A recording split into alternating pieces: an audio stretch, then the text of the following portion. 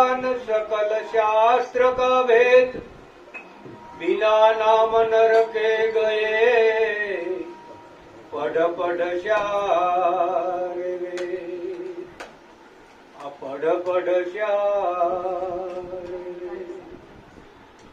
જે સદગુરુના શરણે આપણે જન નામની પ્રાપ્તિ કરી, એ જે નામ કેવું છે કે એ નામ જેને જાણ્યું એને પછી જાણવાનું કાંઈ બાકી રહેતું નથી. નામ લિયા તેને સબ લિયા, सकल शास्त्र का भेद. 18 पुराण वेद 4 सकल शास्त्र બધું એક નામની અંદર આવી જાય. આ બધું વાંચવું હોય, અભ્યાસ કરવો તો કેટલો ટાઈમ લાગે, પણ સદગુરુના એક નામ એક શબ્દની અંદર આ બધું હમાઈ ગયું.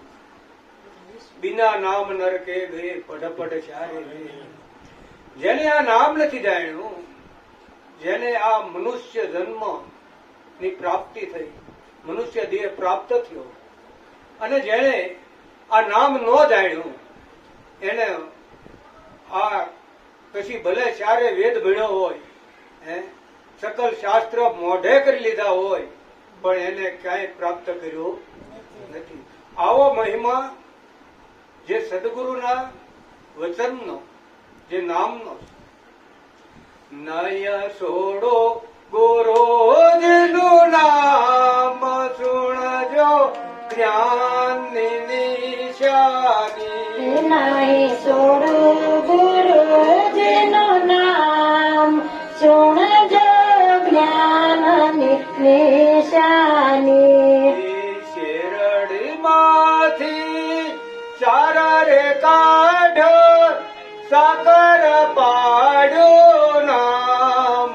શેરડીમાંથી સાર જગાડ્યો, સાકર પાડ્યું નામ રે.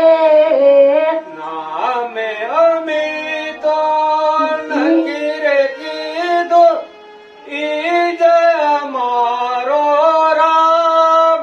નામ અમે તો નીચે કીધું, એ જય મારો રામ રે. સુણજો જ્ઞાનની નિશાની. સુણજો જ્ઞાનની નિશાની. નામ જ કાશી, નામ જ ગંગા નામ તીર્થ ને ધામ રે.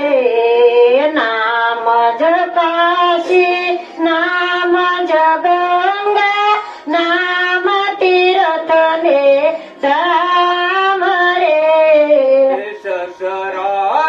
સસરાચરમાં નામ છે વ્યાપક, ખાલું મળે નહીં ઠામ.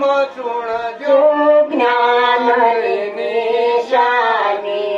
નહીં છોડું ગુરુજીનું નામ, સુણજો જ્ઞાનની નિશાની. નામ જ બોલે, નામ બોલા હવે, અક્ષર નામ તમામ રે. નામ જ બોલે, નામ બોલાવે, નામ જ અક્ષર તમામ રે. નામ તમારે કાયન મળે, કરતા ચરવે નકા. સુણજો જ્ઞાનની નિશાની. નહીં છોડું ગુરુજીનું નામ, સુણજો જ્ઞાનની નિશાની. નામ તમારી નગરી કય છે, ક્યાં છે મૂળ મુકામ. નામ તમારી નગરી કેવી, ક્યાં છે મૂળ મુકામ રે. નામ તમારો રંગ છે કેવો, સફેદ છે કે શ્યામ. સુણ જો જ્ઞાનની નિશાની નહીં છોડું ગુરુજીનું નામ સુણજે જ્ઞાનની નિશાની ઇતિ ખુલો ઢૂલ તપાયું દેહને દીધો રામ ફૂલો લાલ તપાયો દેહને દીધો ડામ રે નામ અક્ષર ને કાય ન લાગે નામ ને નહીં સમત સુણજો જ્ઞાનની નિશાની નહીં છોડું ગુરુજીનું નામ સુણજો જ્ઞાનની નિશાની એ સુરત મધ્યે સદગુરુ બેઠા ગળખોલ મારો ગામ રે સુરત મધ્યે સદગુરુ બેઠા ગળખોલ મારું ગામ રે ગઢ ખુલે તો સુરત દેખે રજુણ રણ છોડ રામ સુણજો જ્ઞાનની નિશાની નહીં છોડું ગુરુજીનું નામ સુણજો જ્ઞાનની નિશાની સદગુરુ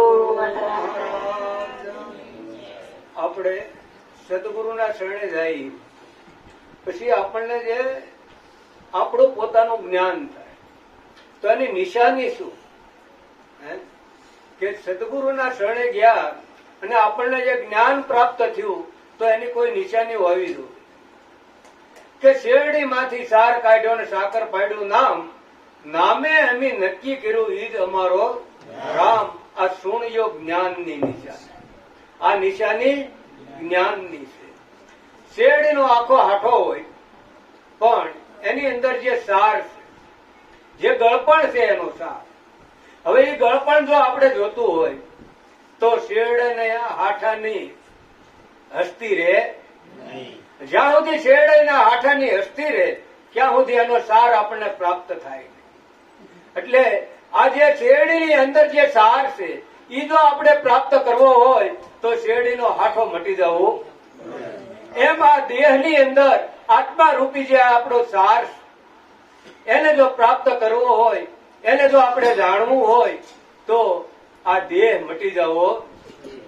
જ્યાં સુધી દેહાધ્યાસ તૂટે નહીં ત્યાં સુધી આત્માની ઓળખાણ થાય. એટલે જ્યાં સુધી સાર અસાર વસ્તુ છે, જ્યાં સુધી આપણી દ્રષ્ટિની અંદર અસાર વસ્તુ આવે ત્યાં સુધી આપણી દ્રષ્ટિમાં ચાર વસ્તુ દેખાય. જ્યાં સુધી શેરડીનો હાઠો દેખાય ત્યાં સુધી રસ માલપા દેખાય. જ્યાં સુધી આપણને માટલું દેખાય ત્યાં સુધી માટી દેખાય. કારણ કે માટલું છે એ અસાર છે, એની ઉપર આરોપ છે, પણ અધિષ્ઠાન તો માટી છે. પણ જયારે માટીને જોઈએ ત્યારે માટલાની હસ્તી રહેતી. જેમ ઘરેણાની અંદર દાગીનો દેખાય ત્યારે હોનું દેખાતું. કારણ કે એનો અંદર જે સાર છે એ સોનું છે અને દાગીનો તો એની ઉપર એક આરોપ. પણ જયારે આપણને સોનું દેખાય ત્યારે દાગીનો રહેતો પણ. એમ આ જયારે સાર વસ્તુ આપણને પ્રાપ્ત સદગુરુએ કરાવી છે અને જયારે આપણને એનો જયારે અનુભવ થાય ત્યારે દેહ દ્રષ્ટિ મટી જાય. પછી ત્યાં દેહ દ્રષ્ટિ રહેતી. જેમ કબીર સાહેબે કીધું કે કબીર કુવા એક હે પનિહારી અનેક, આ બર્તન ન્યારે ન્યારે પાણી સબમાં. જેમ જુદા જુદા બેડાની અંદર બહેનોએ જુદા જુદા કુવેથી પાણી ભર્યું હોય પણ બેડા જુદા છે, પાણી જુદું. પાણી તો દરેક બેડાની અંદર એક છે પણ વાંધો ક્યાં પડ્યો? બેડા જુદા, ઘાટે ગયું. એમ આ દરેક દેહ બેડા રૂપી છે, દરેક જુદા જુદા છે, પણ આત્મ તત્વ તો દરેક ની અંદર.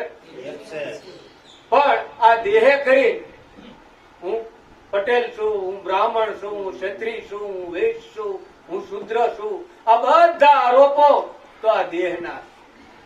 આત્માને આમાંથી કાંઈ લાગતું આત્મા છે એને આપણે શું કહીએ છીએ?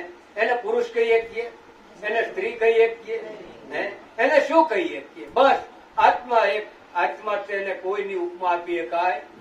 આવું જે તત્વ છે એ આત્મ તત્વ છે, અને આની પ્રાપ્તિ કરવા માટે થઈ આપણે સદગુરુના શરણે નામ જ કાશી, નામ જ ગંગા, નામ તીર્થ ને ધામ, સસરાચરમાં નામ વ્યાપક, ખાલી મળે નહીં ઠામ.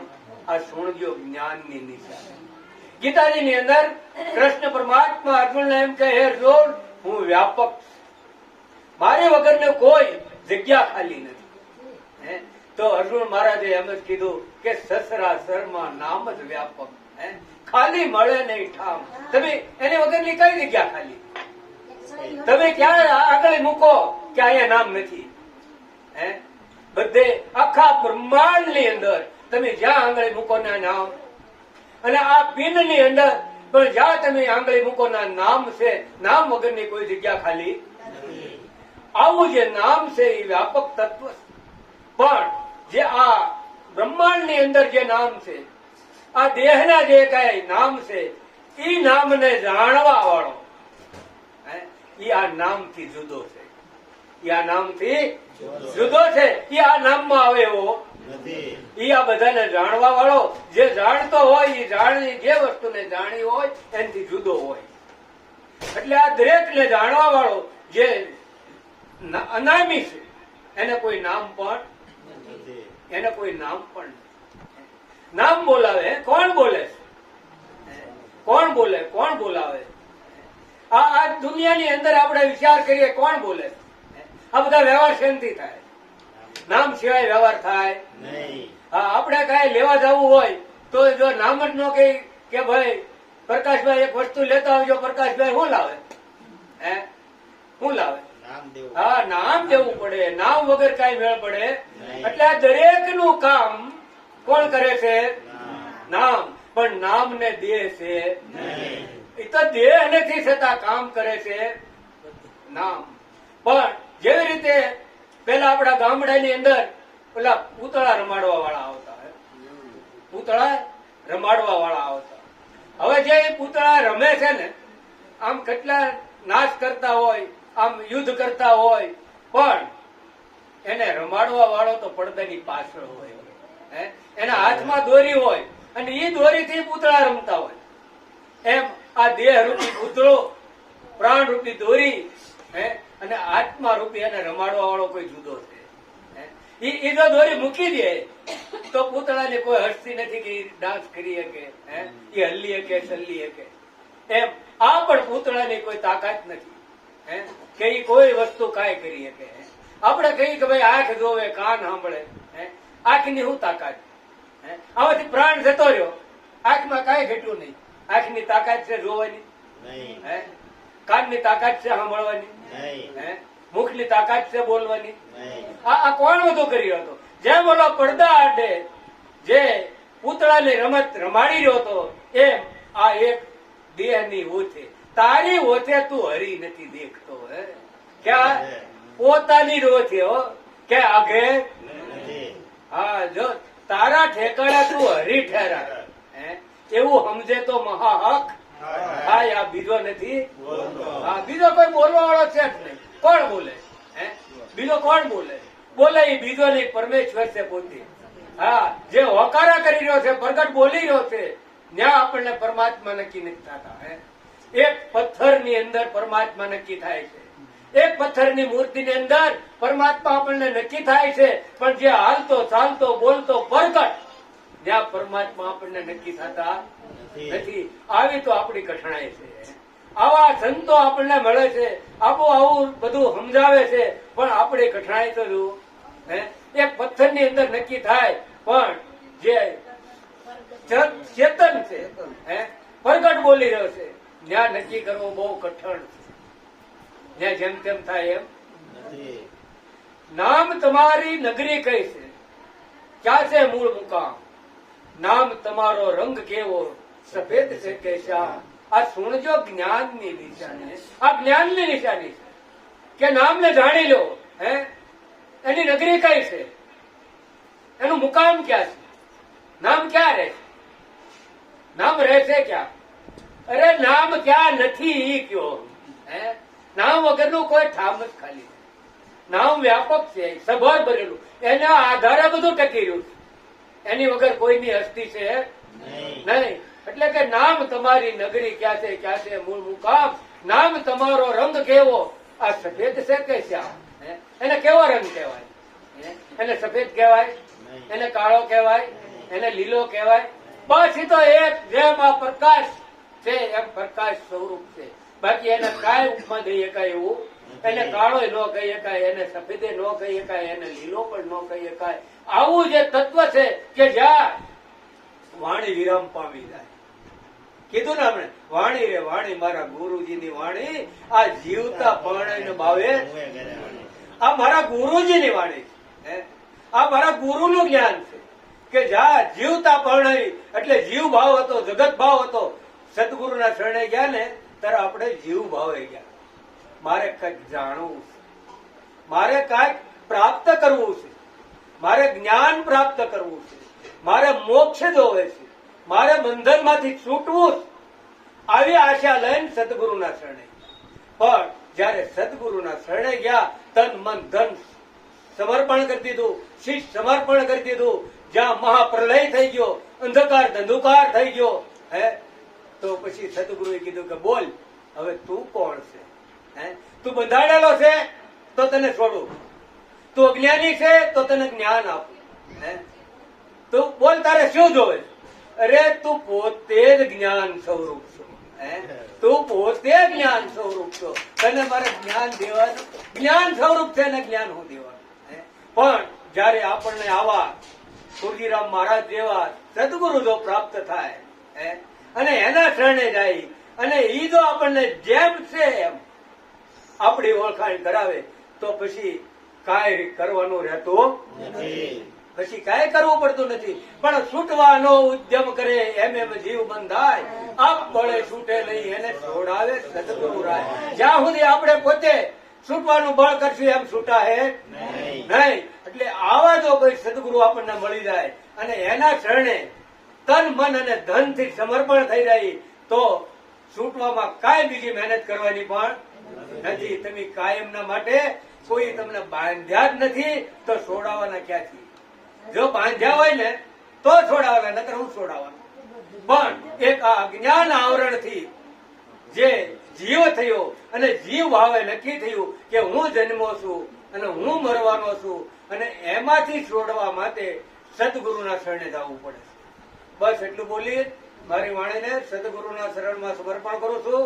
બોલો સદગુરુ મહારાજ.